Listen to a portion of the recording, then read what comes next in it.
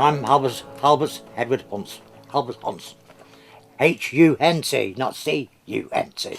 And that's all right, isn't it? Bloody warned. Well, yeah, no, that's all right. It's H. Okay, that's all right. So Albert, what? I said the indefatigable, like, you know. Finished there, 56. Went to the Sailors' Home. My first ship was the Rakaya as the deck boy bugler. I was in the Sailors' Home before my first ship, about 3 months with me down there, blowing this bloody bugle, saying it for the Rakaya. The ship was the Rakaya, New Zealand Shipping Company, and stayed at sea more or less. I had an accident at sea, I was 20 years at sea anyway, and I think that was the last job. I've been messing around ever since I left the sea from there, like from there. But I was at sea about 20 years, but I had to leave through the accident, like, you know. I lived in Warrington, and my first home was the Sailors' Home. Oh, my name's Russell Jones. I went to HC, went to the Indefatigable first in 1955. Stayed there for 2 years. Left end of 56. Went away to sea. My first ship was the Empress of Scotland, over to Montreal, and then I went on various ships. Anything I was given, I would take. Tankers, anything, cargo ships, tramp ships, coasters. I stayed at sea until 1969. I left the sea because I got married, as you do. And after I left the sea, I got employment as a rigger, working on all the refineries around the country and offshore also. Bill Smith, 88 years of age. Was a training ship when I was 13 now, so just about 15. Went to HC in 1938, through the war. After the war, took various jobs, rigging on the docks. Starting from the beginning,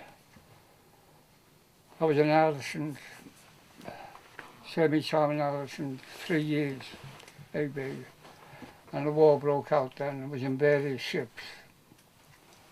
It was a bit much unfortunate one, where we got chain off. Got a night in TNT, and lost one lad. And carried on going to sea till just after the war.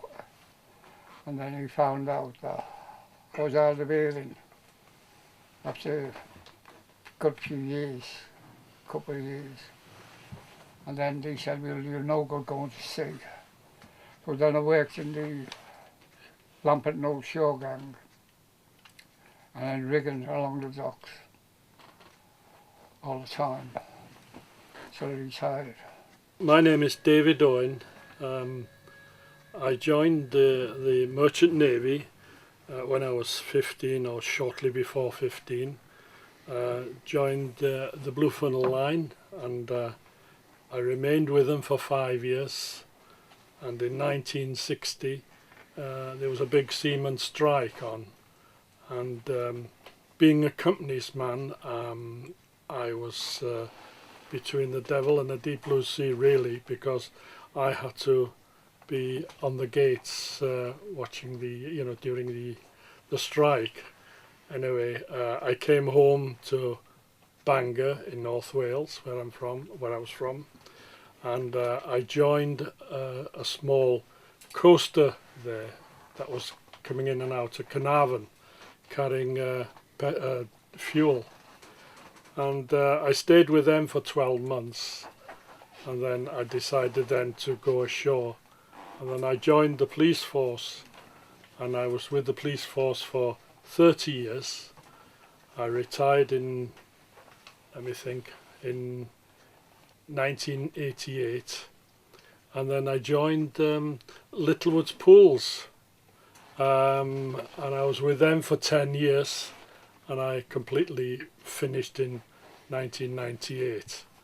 I've been retired since then, and in between all this lot, I built the boat that I have on the outside of this lot, and that's been occupying my time ever since, and my worry and my sleepless nights.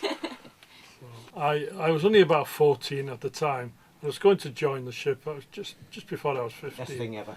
And I had to go to what's the name of that dock they used to dock in?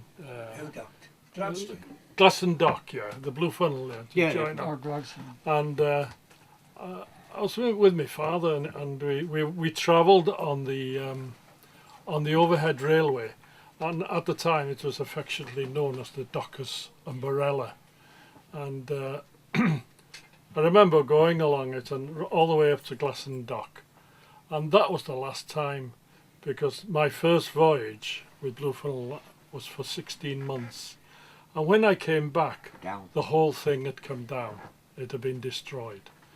And we had to get a taxi from the ship all the way down to Pier Head, and being from North Wales, I took a ferry across, and there was quite a few Welshmen on the ship, because they used to call it the Welsh Navy, you know. So we'd all go into the pub on the other side, which was what's the pub on the other side? It's been pulled down now. The Woodside, the Woodside pub. Yeah, we used to go in there, and then we used to catch the train from there down to Chester, and then home to North Wales. But again, the overhead railway Best thing was ever. chosen by the people, walking civilians, as the Dockers Umbrella. But the people that used it day and night Seamen and call dockers. it Pneumonia Express. For the simple reason it was called a Pneumonia Express. The train from 6:30 in the morning, when the shipyard workers were brought out, you get a joiner coming in with his bag of tools. He'd be on. You got a riveter with a bag of rivets, a big hammer. He got on. So all got on. It was only one class, third class. Then they pull a pipe out. Well, it had thick twisted, not like the present day, it had thick twist.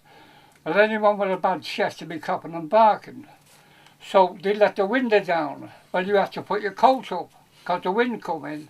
And if you never had a cold, you got it there called the Pneumonia Express. And that's what he called the Pneumonia Express. Well, you used to be having time by that, because the first one used to leave Dingle 5 o'clock in the morning. When you'd be on nights on the dock and you'd be on the deck, you'd see the sparks in the sky, and you knew it was 5 o'clock. And you get to Seaport. But bear in mind, the overhead railway played a prominent part in them docks, 7 miles, because you could go from Dingle right to Southport. And if you lived in Liverpool, it was a necessity. There's hardly any of the pubs on the Dock Road left. In fact, in the north end, there's only the Bramley Moor, which is the Tugman's pub. I believe the Farmer's Arms has opened again.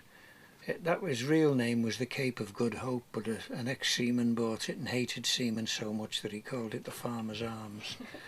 The Pig and Whistle, the Baltic Fleet, the Coburg, that's it. Out of the dozens of pubs along the Dock Road, I think that's all that's left. Can you remember any of them for us, Pat? Any of the other ones, the ones that are gone? Oh yeah, the Trawler, the Red Lion. The Red Lion was very much a businessman's pub. Slaughterhouse was a businessman's pub. A1 at Lloyd's. A1 at Lloyd's, yes. The Atlantic's still there. The Atlantic's still there. The Dominion is still there, but it's closed down. Caradoc. Yeah, no, that's a very interesting pub, the Caradoc. Caradoc, that was a That's noted at Seaforth, place. you know. The The reason- Caradoc. The Caradoc had 2 tills in it all the time. One for dollars, one for English money. And then, Because United States Lines used to run there, and Likes Lines Yeah. runs the Gladstone Dock all the time. And the clientele was either American or English. And they had those, the Caradoc, and the Winifred was the next door one. The Winifred also had 2 tills in it. American. Oh, Somebody had a all sense these of pubs humour have a feature. I mean, because take the legs of man. The legs of man. You know the legs of man now. That's in the city, isn't it? Well, there used to be a tale about that. There was a bloke on the hill and he starts at London Road, he goes in the shop, in the ale house, gets a pint and he starts singing the person, get out, go home. Rose out, check his chain, he went and seen another door, went in. Fella gave him a pint, another barmaid. Come out, took another chain.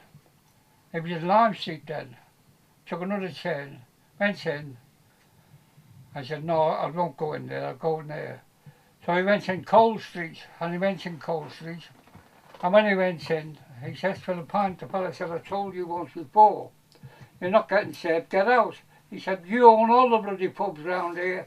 You know what I mean? That's how they'd have 5 doors. That's the legs of man.